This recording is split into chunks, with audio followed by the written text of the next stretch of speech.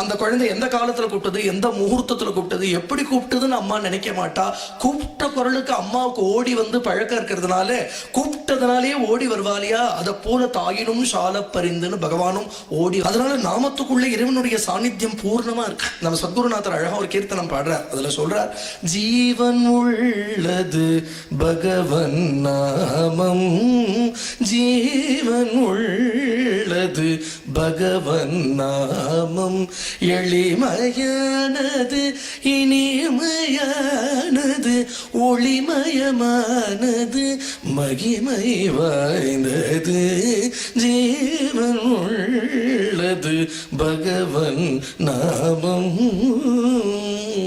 இறைவனுடைய நாமத்துக்குள்ள ஜீவன் இருக்கு.